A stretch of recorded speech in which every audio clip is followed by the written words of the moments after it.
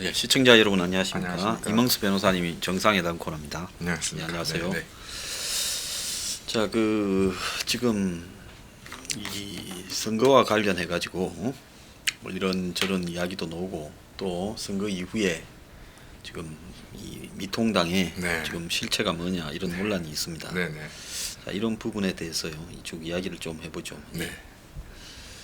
자, 변호사님 먼저 뭐 QR 코드 가지고 지금 이렇게 위법이다 네네. 이렇게 이야기가 나옵니다. 네네. 근데 선관위 이야기는 보면 뭐 관행적으로 해왔고 네. QR 코드도 결국 네. 이 다른 이 네. 막대기형 네네. 그 뭐라고 부릅니까 그 저기 바코드. 예, 바코드하고 네. 같은 거다. 네. 이렇게 지금 이야기를 하고 있어요. 네네. 또 일부는 박근혜 정부에서도 QR 코드를 선거 관리에 사용하지 않았냐. 네네. 좀 이 이야기도 하고 있습니다. 네네. 자, 그래서- 그 부분은 예. 뭐 어떤 겁니까? 예, 그래서 지금 참 저 이해가 안 가고 저는 그러니까 예. 뭐 투표를 이제 사전 투표를 저도 뭐 꾸준히 했던 사람이 아니어서 정확하게 잘 몰랐고 이번에는 저희가 사전 투표를 했는데 그 투표용지를 유심히 보지 나서는 전혀 몰랐는데 이게 이제 사전 투표용지에 QR 코드가 이제 사용되어 있었습니다. 사전 투표 용지에만 있었습니까? 그렇습니다. 그러니까 왜냐하면 이제 그것도 법령에 공직선거법의 151조 6항인가에 네. 이제 다른 이제 일반 당일 투표에 대해서는 그 얘기가 없고 사전 투표용지에 대해서 어떻게 되어 있냐면 이제 왜냐하면 이제 관내 관외 이제 그렇게 이제 사전 투표가 있으니까 네. 그 152조 6항의 사전 투표 용지에는 이제 그런 것들을 좀 판별할 수 있는 일련 번호, 일련 번호와 그다음에 선거명, 그다음에 선관위명, 네. 그다음 이런 그다음에 지역구 그래서 총 네 가지를 이제 그 사전 투표 용지의 바코드에다가 이제 기재할 수 있다고 되어 원래 이제 그렇게 한 이 의미는 네. 예를 들어서 막 집어넣을까 봐. 그렇습니다. 그러니까 부재자 투표라고 예, 하니까 예, 예. 그러니까 두 가지죠. 사전 투표가 관외 사전 투표라는 거는 군인이나 네. 뭐 외양선 네네. 선원이라든지 네네. 뭐 이런 사람들이 네네. 또 멀리 한국을 떠나 있을 사람들이나 이런 사람들이 부재자 투표로 하는 네, 거 네. 그런 것이 이제 관외 사전 투표. 그렇습니다. 그 이제 외국에서 이번에는 뭐 코로나 때문에 별로 없었을 거라 봅니다만은 이 대사관이나 영사관에 가서 하는 투표도 네. 관내 뭘또 관내 사전 투표로 봐야 되는 해당된 거죠. 그리고 이제 관내 사전 투표라는 거는 사전 투표하는 날 일찍 투표 이틀 더 하는 날 그렇습니다. 가서 하는 이제 그런 부분에서 네. 이 종이의 투표용지에 네. 소스가 어디에서 나왔는가 그렇습니다. 그걸 식별하기 위해서 그런 걸 넣은 거 아니겠습니까? 그렇습니다. 예. 이게 문제는 그러니까 이게 지금 그 법령에 그러니까 그게 2014년 이제 그 선거법을 개정하면서 이제 이 규정이 사전 투표가 실시되면서 이제 아마 들어간 것 같은데 예. 이제 문제는 이제 바코드 법문에 예. 바코드하고 가로 열고 이제 그 막대기 모양의 예. 컴퓨터 기호를 의미한다 이렇게 되어 있습니다. 예.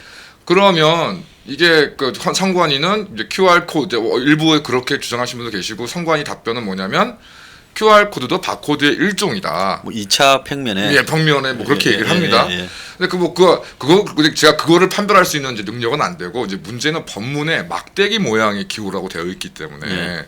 그러면 QR 코드라는 것이 아무리 봐도 막대기 모양의 기호라고 볼 수는 없거든요. 그러면 이제 법을 만들 때는 어찌 됐건 우리가 보통 통상적으로 쓰고 있는 바코드를 이제 상정을 하고 법을 만든 거지 않습니까? 예.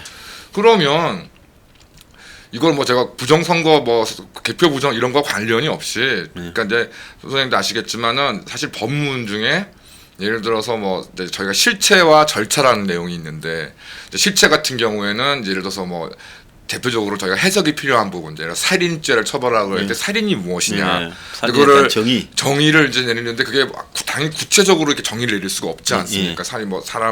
사람이라는 것부터 해서 죽인다는 어떤 것들이 다 어쩌고 추상적인 어떤 개념이니까 이제 그런 부분은 해석이 들어갈 수밖에 없고 또 해석에 있어 어느 정도 재량 융통성이 이제 되는 것인데 반면 이제 절차는 오히려 그러니까 우리가 뭐 법치주의나 자유민주주의에서는 절차적 민주주의라고 얘기하는 것이 그 절차에 대해서만큼은 그 절차가 더 중요한 약속이기 때문에 그 약속에 대한 해석에 있어서는 더 엄밀하게 엄격하게 해석해야 된다. 문헌 그대로 해석해야 된다는 이제 부분이 있고, 그래서 이 관련해서 사전투표용지에 대한 이제 그런 컴퓨터 기호의 그 기재 여부도 문헌대로 해석을 해야 된다고 본다면, 지금 현재 법령상으로는 QR 코드를 공직선거법에 기재되어 있는 바코드로는 볼 수는 없는 거죠. 그러면 그래서 이제 제가 알기로 2018년 8월경에 민주당 쪽에서 이 규정을 이제 막대기 모양의 이 기호라는 부분을 삭제하는 쪽으로 개정을 했는데 그게 뭐 유야무야 돼버렸거든요. 그러면 이게 뭐 박근혜 정부 때 했다, 뭐 이전에도 사용됐다 이런 문제가 아니라, 아니 이렇게 중요한 엄격한 절차적으로 해석되어야 될 문제가 어떻게 유야무야돼서 아무도 지금 문제를 삼고 있지 않느냐, 이게 참 저는 이해가 가지는 않습니다. 자, 그러면 선관위에서는 이 바코드를 하는 거와 QR 코드를 하는 거와의 이 관계에서, 그러면 바코드를 하면 뭐가 달라져서 특별한 것도 없는데 왜 QR로 합니까? 그러니까 그것도 좀 잘 설명이 안 되고 있고, 그래서 예. 지금 그러니까 일부 분들이 이제 QR 코드를 통해서 이제 부정 개표가 들어갔다, 개인 예. 식별 정보가 들어간 거 아니냐라고 지금 이제 의혹을 제기하고 있는데, 선관위에 대해서는 이에 대해서는 해명하지 않으면서 하여튼 가능한 이제 그 정보 개수가 뭐 70몇 가지가 될 수 있는데 그 중에 뭐 30 몇 가지를 뭐 쓰니 많이 뭐 이런, 그래서 그 관련된 왜 QR 코드를 써야 되는지, 뭐 QR 코드에 썼을 때 거기에 그러니까 법령에는 말씀드린 것처럼 그 투표용지의 일련 번호와 선거명, 지역구명, 해당 선관위 명 네 가지만 이제 그 컴퓨터 기호에 수록되어 있는데, 지금 그 네 가지 이상 넘어가는 정보가 거기 들어가 있는 건지 아닌지도 선관위가 지금 명확하게 지금 해명을 하지 않고 있는 것만은 사실이거든요. 자, 그러면 방금 말한 네 가지 정도라면 바코드로도 충분히 가능하지 저도 그렇게 않겠습니까? 생각합니다. 우리가 뭐 이 백화점이나 슈퍼마켓 가서 물건을 사면, 그렇습니다. 특히 뭐 슈퍼마켓, 네. 마트 뭐 같은데 편의점 뭐 그런 거는 그냥 바코드만으로 그렇습니다. 그 물건의 모든 특징, 가격, 뭐 언제 들어왔는가, 그렇습니다. 유통기한 다 들어 있는데 다 들어가 있습니다. 가능하잖아요. 그렇습니다. 그럼 굳이 QR 코드 같은 거는 스마트폰으로 찍었을 때 나타나는 그렇습니다. 부분, 이런 것 때문에 QR 코드를 하지 않습니까? 그렇습니다. 그렇다면 QR 코드는 바코드보다 어쨌든 더 많은 정보를 담기 위한 거 아닙니까? 그렇습니다. 그럼 바코드로도 충분한데 왜 QR 코드를 하는가? QR 코드를 바코드의 일부라고 볼 수 있는가? 네. 또 정말로 안에 들어있는 게 네 가지인가? 이 부분에 대해서는 의문을 가지면 당연히 해명해야 되고, 이제 또 하나 중요한 거는, 굳이 예를 들어서 다른 부정선거할 의도가 아니라면 이 문제를 왜 바코드로 안 하고 QR로 이렇게 갖고 가는가도 설명은 해야 되겠죠. 네. 그러니까 선관위가 해명을 당연히 저는 해야 된다고 생각하고, 이 부분에 부정 선거나 그 개표 부정과 관련이 없이. 예. 그다음 더 웃긴 건 미래통합당의 입장이라고 생각합니다. 예. 그러니까 이게 지금 이게 도대체 법문에 그러니까 무슨 시행 규칙이나 시행령에 규정되어 있는 것도 아니고 공직선거법에 법률에 들어가 있는 규정이 위반돼가지고 지금 이런 투표용지를 통해서 지금 선거가 진행이 된 것이 이번이 처음도 아니고 지금 몇 번에 이루어졌는데, 사실 미통당은 이에 대해서 이런 거 알고 그거 뭐 QR 코드가 바코드의 일종이니까 문제가 없다고 생각하는 건지, 문제가 있지만 그게 중요하지 않다고 생각하는 건지, 이에 대한 명확한 입장이 없이 뭐 선거에 관련 모든 논란이 뭐 음모론에 불과하다는 식으로 지금 치부하는 목소리만 나오고 있는데, 미래통합당도 이 부분에 대해서 명확한 좀 목소리를 내야 된다. 왜? 아니 그러니까 다른 걸 떠나서, 아니 법률에 규정되어 있는 규정에 정면으로 위배해서 지금 선거 행위가 이루어졌는데, 아니 그 정당에서 입장에서 그 유불리를 떠나서 아무 얘기 없다는 것도 참 저는 납득이 되지는 않습니다. 근데 이게 이제 만약에 WBA 권투 시합을 한다면, 네네네. 권투 시합에서 룰 미팅을 하지 않습니까? 그렇습니다. 프로 권투 같은 네네네네. 경우에는. 그래서 프로 권투에 조항이 있는 부분을 꼼꼼히, 네. 뭐 예를 들어서 3번 다운 당하면 그렇습니다. KO인지 TKO 아니면 한다. 무제한 그렇습니다. 녹다운 제도로 그렇습니다. 가는 건지, 네. 그다음에 이제 무승부 때는 어떻게 처리한다든지, 네. 이제 그런 거를 해서 합의돼서 쌍방이 붙자 하면 붙는 거잖아요. 그렇습니다. 자, 근데 나는 이번에 이 논란에 대해서 제가 이 관의 입장으로서 지켜볼 필요가 있다라고 포지션을 이야기하는 분은 뭔가면, 분명히 선거 전에 지금 이 시스템으로 선거가 치른다고 네. 하면 미통당이 자기들이 봤을 때 문제가 있을 만한 요소들, 예를 들어서 사전 투표 날짜가 왜 이틀이지? 난 지금도 나는 그거 이해 못해요. 네네. 당일날 새벽에 4시부터 시작해서 밤에 12시까지 투표하면 될 거 아니에요. 네네. 하루 종일. 네네. 그걸 갖다가 사전 투표하는 이유는 당일날 투표를 못할 사정이 있다면 그건 그 사람은 관외 투표, 부재자 투표하면 될 거 아니에요. 그렇습니다. 그리고 직장에 다녀서 투표할 시간이 없다는 사람은 새벽 5시부터 밤 12시 사이에 투표 못하면 그 직장은 이상한 직장 아닙니까? 이상한 직장이고 또 그 해당 또 그럼 뭐 24시간 일하는 직장은 없잖아요. 없고 선거인도 또 뭐 네. 투표 의사가 과연 있는지가 의심스러운 네, 거죠. 그러니까 투표라는 거를 산술적으로 투표를 가능하게 하자라고 하면 저녁에나 뭐 하루 종일 당일날 아침에 뭐 한 7시나 6시에 나가서 일해서 저녁에 한 6시까지 해서 실제 투표장에 도달하기 어려운 사람이 있다 하면 그걸 12시 정도까지 연결해서 어차피 투표하는 날 개표하는 날 밤새우는 거니까 그래서 이제 12시에 이제 뭐 투표를 마감을 한다든지 네. 이 밤에 이런 식으로 하면 되는데 그 룰에 대해서 아무런 이의를 제기를 하지 않고 미통당 스스로가 작년 1월 달에 조혜주 선관위 상임위원이라는 사람을 네네. 임명하는 문제를 가지고 이 당시 한 달쯤 보이콧하지 않았습니까? 네네. 국회를요. 네. 그렇게 보이콧 해놓고 그 사람이 그대로 임명돼서 지금도 있어요. 그런데 그 보이콧 해놓고는 그냥 끝난 일 아닙니까? 그렇습니다. 자, 황교안 지도부가 결국은 룰 미팅에서 사실상 수긍해버린 문제인데 네. 그 QR 코드도 마찬가지로 그렇게 생각합니다. 그러니까 룰 미팅에서 수긍했으니 선관위는 그냥 문 떼고 가겠지요. 네. 너네들 사전에 룰이 이런 줄 알고 들어갔지 모르고 들어갔냐 이런 거 아니겠습니까? 그렇게 보입니다. 자, 그렇기 때문에 지금 이런 문제에 대해서 제가 항상 미통당이 먼저 입장을 정리하라. 그 정리하지 않는 이상은 규명도 불가능할 뿐더러 솔직하게 말하면요. 뭐 흥분한다고 규명되는 거하고는 별개 문제고 맞습니다. 뭐 교수가 어떻고 통계학이 어떻고 미국 교수가 어떻고 그게 규명되는 문제하고는 별개 문제. 별개의 문제입니다. 자, 규명되려면 미통당이 달라들어서 지금 법적인 절차부터 선관위 중립성부터 틀린 것들을 하나씩 짚어가야 되고 또 투표함까지도 해야 된다. 투표함을 깨지 않고 부정선거를 어떻게 입증합니까? 그렇습니다. 그러니까 이런 부분에 대해서 미통당이 저런 태도를 보이는 부분은 이해가 나는 불가능하다 이래 봐요. 그러니까 경위가 어찌됐건 1,200만 명의 유권자들이 선택을 한 정당입니다. 그래서 이거를 뭐 아주 이제는 뭐 이준석 같은 경우는 뭐 보수 유튜버들을 뭐 나한테 영혼을 팔았다는 뭐 그좀 극단적인 얘기까지를 좀 하는 거 이제 언론에 이제 보도되고 있는데 뭐 그 말의 진위와 상관없이 어쨌든 이게 선거에 대해서 그러니까 그게 뭐 옳든 그러던 간에 저도 좀 이해가 납득이 안 되고 이해가 안 되는 부분이 좀 솔직히 있거든요. 그러니까 이것이 꼭 무슨 거듭 말씀드리면 부정선거다, 개표 부정이다 이렇게 얘기할 게 아니라 아니 저 자신들을 지지한 사람들이 그래도 이러저러한 부분에서 합리적인 어떤 의문을 갖고 있는 부분이 있다면 뭐 QR 말씀드린 것처럼 하신 것처럼 QR 코드에서 우리 합의했다, 양해했다 뭐 이렇게 나오든가 뭐 이런 입장이 있어야 되는데 거기에 대해서 아무런 입장을 지금 내놓지 않은 게 너무 이상하고 두 번째 여러분들 기억하시겠지만 울산시장 선거 부정이 뭐였습니까?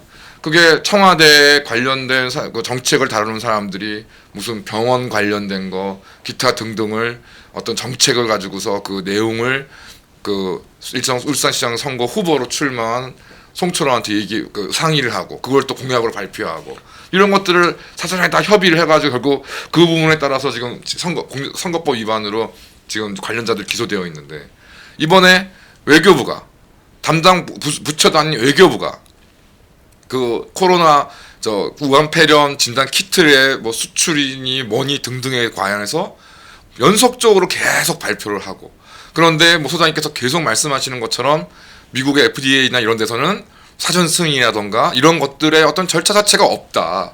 그 다음에 뭐 그 외에 관련된 이것이 과연 그 정상적인 어떤 무역에 의한 수출인 것이냐. 그렇게 보지 않을 볼 수 없는 의혹들이 제기돼가지고 계속 지금 제기를 하고 있는데 뭐 이거를 주무부처인 외교부나 뭐 민주당이나 이런 데서는 또 뭉개는 거는 또 그렇다고 치더라도 미래통합당 이에 대해서 아무 얘기를 안 하고 있습니다.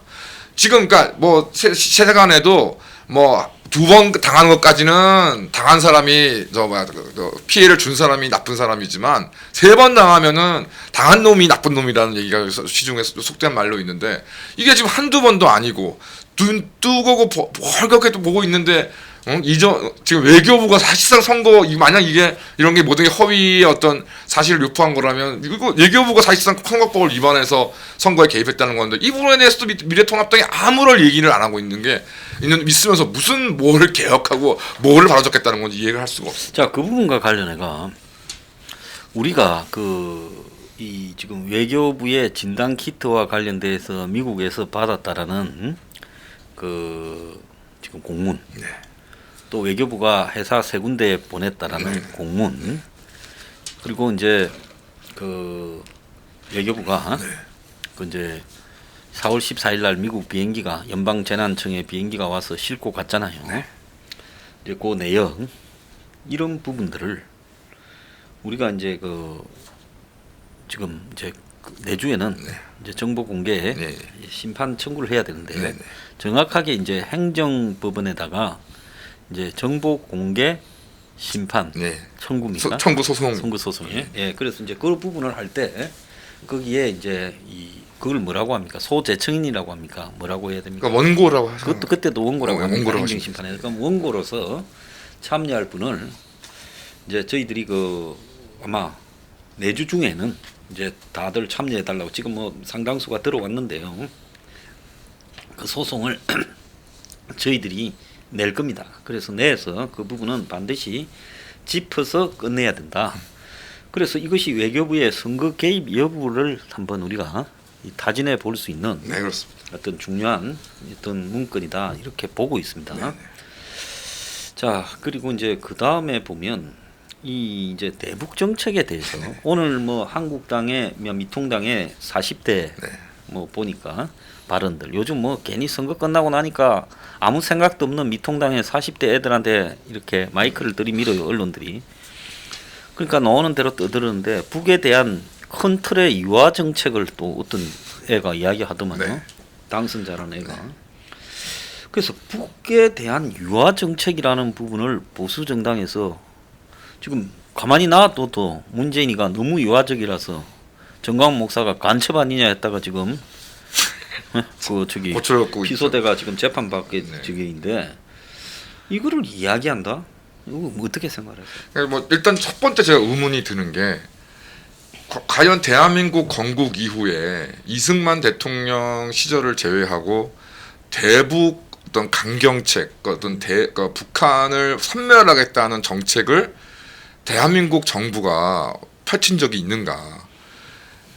그다음에 뭐 이승만 대통령 때도 그게 전쟁 직후에 그 끔찍한 상황에서 이제 어쩔 수 없는 측면이 있었다 하더라고. 박정희 대통령 시절만 넘어와도 그 당시에는 아예 대한민국의 실력이 북한보다 못하니까 오히려 수세적인 입장에서 방어하는 차원의 어떤 무슨 그런 것이 아니었고 이후에 다 전개되는 게 마찬가지일 겁니다. 그래서 보수 정부가 보수 세력이 대북 어떤 갈등을 뭐 유발하고 긴장을 조성한다? 말도 안 되는 생각을 생각하고 그 다음에 이제는 상황이 달라지지 않았느냐. 지금 핵 문제를 제외한 대북 유화 정책이라는 게 지금 현실적으로 저는 불가능하다고 생각하거든요. 어쨌든 뭐 그게 어떻게 뭐 해결될지는 모르겠지만 어쨌든 상황에서 미국은 결정적인 상황적 변화가 없는 이상은 뭐 북한의 핵 무기를 용인할 수가 없는 상황이고 지금 트럼프만 하더라도 뭐라고 떠들든 간에 북한 때문이 아니더라도 이란을 가지고도 지금 핵 무기를 가지고 엄청나게 지금 제재하고 공격을 하고 있는데 북한만 허용한다? 말도 안 되는 소리가 생각하고 결국 이제 북의 핵 무기 현재 해결이 없이는 사실상 지금 그 국제적인 북한 제재가 계속될 수밖에 없는 상황에서 남과 북이 독자적인 어떤 긴장 유화 정책이라는 것들을 수립한다는 거는 저는 불가능하겠는데 한 상황에서 말씀하신 것처럼 그러니까 문재인이가 알아서 잘 하고 있는데 거기에 대해서 그 대북 정책에 대한 입장 변화와 이번 총선 패배 보수의 어떤 뭐 위축하고 무슨 관련이 있는지 솔직히 잘 이해가 되지 않습니다. 그 다음에 굳이 잘못을 따지자면 이명박 정부 때 비핵화 3천 박근혜 정부 때 통일 대박론 같은 경우는 지금 정말 지금 생각해 보니까 말도 안 되는 실현성이 없는 정말 대북 정책이고 통일 쪽박이죠. 네, 통일 쪽박이고 피해가 그다음에 진짜 뭐 그 당하는 그러니까 북한의 입장에서 생각해 보면 정말 승질을 하는 결국 이제 이런 얘기들은 흡수통일론밖에 되지 않기 때문에 상대도 원하지 않는 얘기, 상대를 정말 자극만 하는 행위에다가 실현성도 없는 이른바 보수 세력에서 일본 통일 정책 이런 거는 폐기하는 게 맞다. 그거는 뭐 저도 그렇게 생각하고요. 특히 현실적으로 이번에도 사실은 뭐 김정은의 이제 유고의 여부에 대해서 여러 가지 얘기가 나왔지만 다 이번을 통해서 오히려 좀 그런 부분은 의미가 있는 것 같습니다. 과연 이제 김정은 체제가 붕괴되고 최소 이런 김정은이 사망하거나 김정은 체제가 붕괴됐었다 해서 뭐 통일이 될 것이냐. 지금 뭐 다 언론 보도 통해 아시겠지만 원래 예전부터 6.25 때부터 이제 그 만약에 뭐 북한이 완벽하게 점령이 됐다 그러면 그때도 벌써 유엔에 의한 신탁 통치가 미국의 공식적인 입장이었고 또 현실적으로 지금같이 중국의 어떤 영향력이 어마어마하고 미국도 중국의 영향력을 무시할 수 없는 상황에서 현실적으로 우리 입장에서는 잘해봐야 뭐 유엔을 포함한 이제 다가 그 강대국 몇 나라들이 어떤 친탁 통치 내지는 아예 뭐 중국에 대한 일방적인 위임 통치 그 아니면 뭐 또 조금 중간적인 형태에서는 뭐 미국과 중국이 북한을 뭐 평양을 기점으로 분할한다던가 뭐 이런 정도의 수준을 기대할 수 있는 것이지 우리가 무슨 김정은이 어떻게 된다 그래서 바로 무슨 꿈에 그려있던 통일이 이루어진다 이거는 좀 착각이라고 생각하고요. 그다음 이번에 정말 좀 황당한 게 하여튼 태영호 당선인과 지성호 당선인이 어마어마하게 공격을 받고 있습니다. 그래서 저는 의도가 딱 보인다고 생각합니다. 막 심지어 뭐 김부겸이란 그자마저도 뭐 태영호 당선인과 지성호 당선인은 국방이나 정보위원회에 들어가서 안 된다. 아니 국회의원 낙선한 자가 무슨 뭐 자기 국회에 대해서 왜 왈가왈부하는지 모르겠는데요. 어쨌든 뭐 하여튼 그 김정은의 심기, 북한의 심기를 거스를 수 있는 태영호 당선인이면 지성호 당선인의 입을 철저하게 막아야 되겠다는 의도가 솔직히 좀 보인다. 저는 국회 정보위원회라는 게 국정원이 와가지고 이런저런 말을 하는데 솔직히 말하면 보수 정당의 의원들도 좌파 집권 시에는 국회 정보위원회에서 국정원을 담당하는 위원회에서 제대로 그 들은 이야기나 말들을 밖에 하지도 못해요. 그러니까 국정원이 솔특혜적 위치를 지위에 있어서 가지고 선심 쓰듯이 그냥 그렇죠. 필요한 자기 나름대로 그렇겠죠. 브리핑을 일방적으로 하는 자리거든요. 네네. 근데 이제 태용호하고 이제 지성호라는 북한의 탈북자 출신이 와서 정보위에 만약에 소속돼 있으면 정보위는 보통 겸임을 하지 않습니까? 그렇습니다. 그러니까 태용호나 이제 이런 사람이 무슨 뭐 통일 뭐 국방위원회입니까? 뭐 네네. 외교국방입니까? 네. 거기 있다가 외통위에 있다거나 안 그러면 무슨 국회 국방위에 있다가 이 정보위원을 겸하게 되면 아마 이 정권에서 좀 국회의원들한테 갖고 놀던 식으로 자기들이 이제 일방적으로 허위 정보를 전달하거나 장난치는 부분이 그게 이제 좀 어려워질 거니까 이참에 이 둘을 정보위에서 못 오게 하려고 정보위에 그래서 일부러 저렇게 계속 하고 있는 거 아닌가 이런 생각도 들어요. 네. 선생님 말씀에서도 뭐 제가 토를 할 이유가 없고 다음 근데 더 황당한 거는 또 이거에 대한 미래통합당의 입장입니다. 아니 어쨌든 뭐 태영호 당선인이 지성호 당선인은 그나마 이번 개떡 같은 정말 총선에서 그래도 야 미래통합당이 그래도 이거 하나는 좀 했다 좀 그래도 잘했다라는 부분인데 이런 지금 당선인들이 어마어마한 공격을 받고 있는데 또 미래통합당은 이에 대해서 아무 얘기도 하지 않고 있습니다. 야 이게 도대체 정당인가 진짜 뭐 친목회도 이렇게는 회원을 관리하지 않지 않습니까? 예.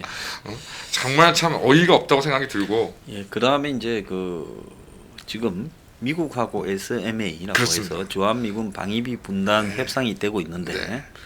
총선 전에 이 정권이 기어코 총선 전에 협상을 안 하려고 했다. 왜냐하면 총선 전에 협상했다가 종북들이 왜 미국의 의지에 맞춰줬냐 이럴까봐 그렇죠. 안 했고 이제 총선이 끝나서 이겼으니까 아마 졌으면 또 달랐을 건데 이들은 미국에 대해서 이번에 상당히 버티면서 네 마음대로 해봐라 하고 그냥 배째라고 나갈 거라고 보여요. 네. 그래서 이 문제가 미국하고 큰 문제가 될 수 있는데 만약에 이번에 김정은이가 유고여서 예를 들어서 뭐 북한의 중공군이 준주한다든지 또 미국이 또 북한 내부에 분란이 생긴 부분에 대해 개입한다든지 이런 사태로 연결되었더라면 지금 한미 방위비 분담금 협상이 안 된 상황에서 굉장히 위험한 순간이 한국에 올 수도 있는 계기다 이래 보거든요. 그렇습니다. 그러면 야당이 여기에 대한 입장이 있어서 문정권이 이 정도 하고 미국은 이 정도에서 이 정도 매듭 짓는 것이 좋겠다라든지 자기 안이 있어야 되잖아요. 그렇습니다. 그다음에 사드 문제 같은 경우에도 지금도 또 아직도 정식 배치가 아니라 임시 가배치처럼 돼 있잖아. 밑에 패드 깔고. 그렇습니다. 그러면 성주에 그거 맡고 있는 사람들이 지금도 있다면 이제 이 사람들은 물러가라. 그리고 사드 배치를 더 늘려야 된다. 북한이 뭐 4종 미사일 세트에서 훨씬 이 처음에 성주에 사드를 배치할 때에 비해서 위협이 높아졌잖아요. 그렇습니다. 그럼 그런 문제에 대한 입장도 있어야 되지 않겠습니까? 하여튼 뭐 이런 부분도 얘기하지 않는데 무슨 보수 정당인지 뭔지 잘 모르겠고 하여튼 또 뭐 중국에 대해서도 뭐 사실은 뭐 저 이른바 뭐 이명박 박근혜 정부 시절부터 뭐 중국에 대해서 크게 무슨 뭐 얘기가 없고 뭐 심지어 이번에도 뭐 오늘 뭐 기사를 보니까 박근혜 정부 때 박근혜 대통령이 뭐 정승절에 가서 무슨 천안문 올라간지도 않았냐 그거를 뭐 이와 뭐 대북 유화치간의 근거 제시하고 있는데 말도 안 되는 소리가 생각하고 그러니까 뭐 정말 뭐 이게 질 때 지더라도 이거를 이 문제에 대해 주한미군 비용 문제, 사드 배치 문제, 그다음에 미중 지금 갈등이 뭐 격화될 거라는 거는 뭐 거의 지금 뭐 더 격화될 거는 다 그 공지 사실인데 이 부분에 대해서 한국의 보수 정치 세력의 입장은 무엇인지 이런 것들을 좀 정립해야 될 상황에서 뭐 엉뚱한 얘기가 지금 나오고 있다 생각이 들고 그다음에 뭐 경제 사회 정책 같은 경우도 오늘 뭐 김용태 뭐 어제미가 김용태 뭐 의원의 그 뭐 칼럼에서 뭐 자기 그 얘기는 제가 또 이해가 되더라고요. 그러니까 뭐 소상공 등을 만나서 뭐 경제가 어렵다고는 얘기하지만 그래서 우리를 찍을 줄 알았지만 결국 그 해결책을 미래통합당에 기대하지 않았다는 것이 유권자의 뭐 심정이었다라는 거 그런 부분들이 뭐 공감은 가는데 제가 볼 때 너무 당연한 생각이 들고요. 지금 경제 문제가 물론 뭐 문재인의 실정이나 이런 것들에서 기인하는 것도 맞지만 사실은 물론 뭐 크게는 2008년 금융 위기 이후의 구조적인 문제이기도 하지만 그 지난 뭐 9년 동안 이명박근혜 정부 보수 정부 9년 동안 사실 이에 대한 아무런 대책이 없지 않습니까? 뭐 이거 그 대책 지금까지도 뭐 어떻게 하자는 건지 아무 얘기도 없고 뭐 심지어 뭐 타다 택시 같은 경우에 물론 뭐 그러니까 뭐 정치권뿐만이 아니라 조선일보 같은 경우는 선거 패배를 더 보고도 하여튼 타다 택시 같은 걸 금지시키는 뭐 보수 정치권 이런 식으로 비판을 하고 이런 마당에서 무슨 어떤 경제사회 정책이 있느냐 말씀드린 것처럼 불평등 해소를 위한 하다 그 학력고사 이제 그 뭐 이런 수시 전형 폐지하고 학력고사 돌아가자는 그런 정책도 하나 없고 뭐 결정적으로 그나마 그 문재인에 대해서 반감이 컸던 20대 남성의 지지층을 흡수하려는 노력도 아무것도 없었고, 그러니까 뭐 비단 그러니까 뭐 꼭 여성 후보에 국한된 일건 아니지만 특히 뭐 성차별적이라고 말씀하셔도 할 수 없지만 특히 이번에 미래통합당에서 공천한 여성 후보 중에 정말로 함량 미달의 후보들이 어마어마하게 많았다는 거는 뭐 공지의 사실이라고 생각하고요.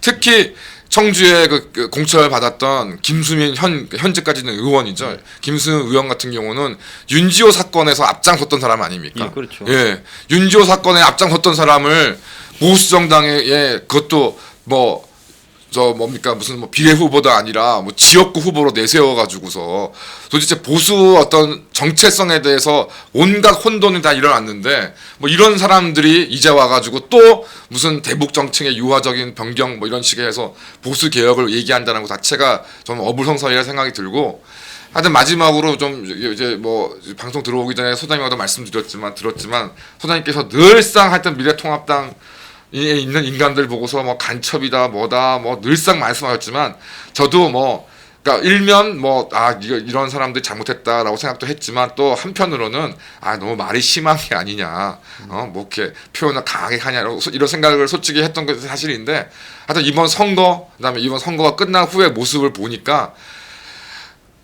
정말 그러니까 오히려 이번처럼 미래통합당을 좀 지지하고 찍었던 게 후회되는 적은 처음인 것 같고 이 사람들이 도무지 선거를 이기겠다는 생각도 없고 이겨야 되겠다는 의지도 없고 뭘 하려고 하는 사람들이 이제 정말 이게 뭐 논팽이들인 건지 건달들인 건지 알 수가 없는 정당을 이제까지 지지해온 제가 다 한심스럽습니다.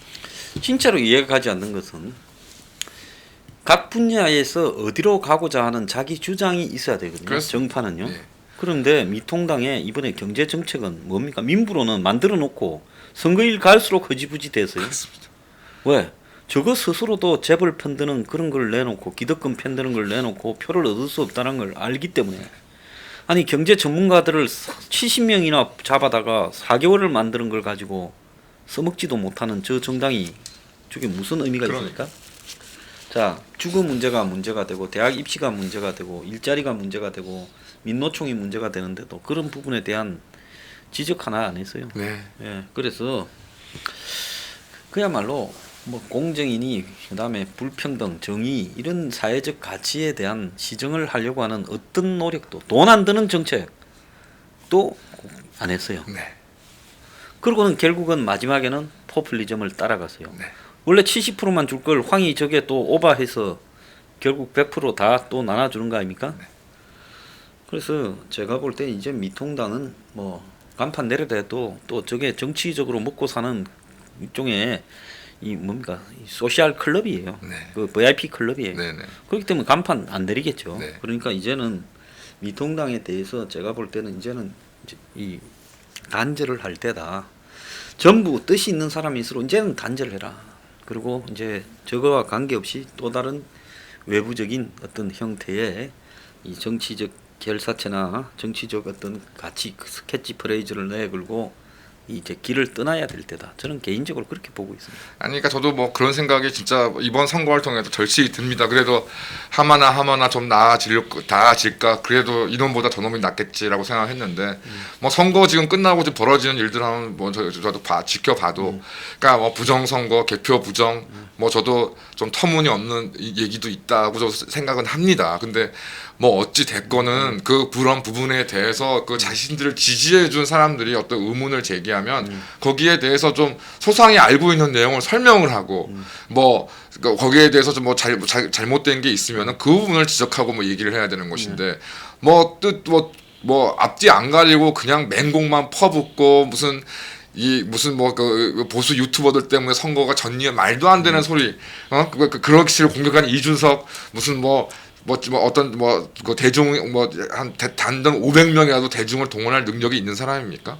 뭐 그런 사람들이 말로만 뭐 여기 나와서 저기 나와서 하여튼 온갖 그 뭐 예를 들어 오거돈 시장의 어떤 오거돈 시장의 그 성추행 사건 같은 경우에 뭐 공격하고 싶지 않다는 둥 뭐 이따위 정말 이 뭐 도대체 같은 편이라고 생각할 수 없는 이제 그런 말들 하태영 의원 같은 경우에는 아예 뭐 오거돈 시장에 대해서 뭐 그 전전날 뭐 통화를까지 했는데 너무 안타깝다 뭐 이런 식의 얘기가 나오는 이런 상황에서 저도 이제는 미래통합당에 속해 있는 어떤 정치 세력이나 정치인을 그러니까 단 1도 신뢰할 수가 없다고 생각이 들고 그러니까 그렇게 생각하니까 좀 마음이 그래 좀 저는 편해졌습니다. 근데 그래서 저도 제가 뭐 시청하시는 분들께서도 하루라도 빨리 미래통합당에 대한 미련을 빨리 버리시는 게 정신 건강에 좋다라고 저는 말씀드리고 싶어요. 예.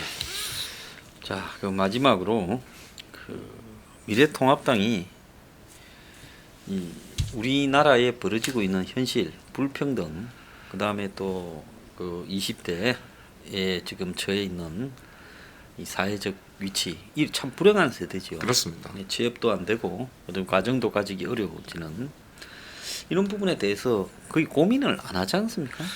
들어본 적이 없는 것 같습니다. 들어본 적. 그러니까 뭐 하여튼 그러니까 저는 뭐 이런 생각이 듭니다. 예를 들어 이번에 재단 지원금에 대해서 그래서 어떤 국가가 어떤 대책이 좀 필요하다라고 저도 생각을 하지만 지금 이제 벌어지는 모든 일들이 전부 빚이고 이게 지금 5월 5일이 뭐 지난 뭐 어린이날이 있었지만은 정말 이게 뭐 정말 이제 지금 자라나고 있는 어린이들이 어마어마한 빚을 지금 짊어지고 있는 상황에서 이 부분에 대한 고민도 없고 근데 지금 당장 뭐 급하다는 어떤 뭐 국민들의 시선을 느껴지니까 그냥 뭐 재난지원금 지급하는 거에 다 그냥 따라가는 이런 수준으로 무슨 집권을 할 수 있느냐. 그래서 그 근본적인 뭐 결국은 이제 문재인이 소장님이 말씀하신 이제 한국형 뉴딜이라는 거를 이제 미국 문재인이가 받아가서 지금 저 이런 일들 벌이고 있는데 그런 얘기조차도 내놓지 못하는 보수, 그러니까 이른바 기존 보수 세력을 가지고서는 답이 없다. 그래서 하여튼 이 부분을 고민하는, 그러니까 누가 먼저 이 부분을 고민해서 정책으로 실현시키려는 노력을 하느냐를 기준으로 가지고서 저희가 향후에 정치 어떤 그 선택의 폭을 삼아야 되지 않을까라고 저도 이번에 절실히 느꼈습니다. 예. 오늘 좋은 말씀 감사하고요. 네, 마치겠습니다. 감사합니다. 예, 감사합니다.